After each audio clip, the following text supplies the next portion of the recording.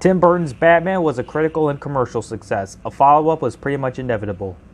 Burton was soon called to direct Batman Returns, where he was given more creative reign, expanding on the villain's motivations and master plan, while also fixing the dialogue and removing scenes due to budget concerns.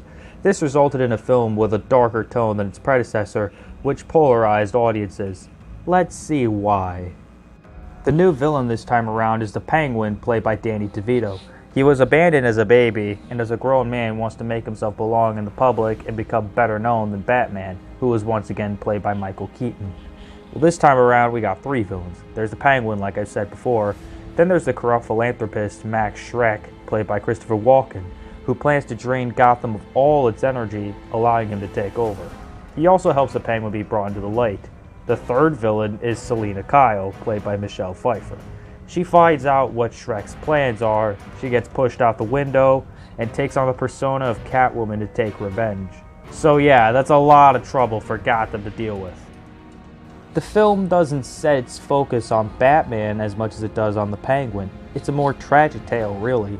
The ending in this film is not quite as triumphant as in the other one. Not because the bad guys win, they don't.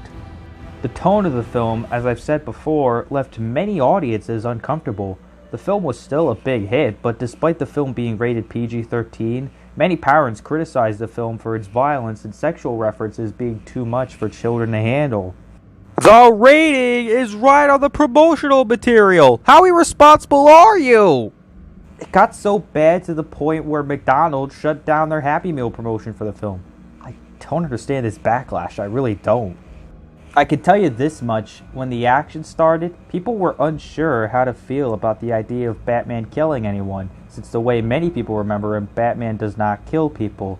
In the early portrayals of the character, and some of the modern takes, you see him using guns instead of the gadgets that people are so familiar with him using, like the Batarang and grappling hook. Michael Keaton doesn't use guns in either of the Batman movies he's in, but he does use other methods. In the first movie, he bashes a goon's head into a bell at the top of the Gothic Cathedral and sends him falling down the shaft. He later finishes off the Joker by tying his leg to a gargoyle as he's escaping on a ladder from a helicopter, with the gargoyle's weight dragging the Joker down to his doom. In Batman Returns, he uses the Batmobile's booster to set someone on fire and later attaches a bomb to another guy. While I can understand the confusion, in all honesty, I don't really care as long as the action's good. And it doesn't disappoint. In fact, I think it's a little better than in the first movie. I also really like the performances. Danny DeVito was a great portrayal of the Penguin. But for some strange reason, he was nominated for the Razzie for Worst Supporting Actor. Oddly enough, the same actor was nominated for Best Supporting Actor by the Saturn Awards. I don't get what's up with the award ceremonies giving nonsensical nominations. The Razzies nominated Disney's Hunchback of Notre Dame for Worst Written Film, grossing over $100 million. The Boss Baby was nominated for Best Animated Feature at the Academy Awards. At least neither of them won the awards they were nominated for. But how are they even nominated in the first place? That's a big question I wish was answered.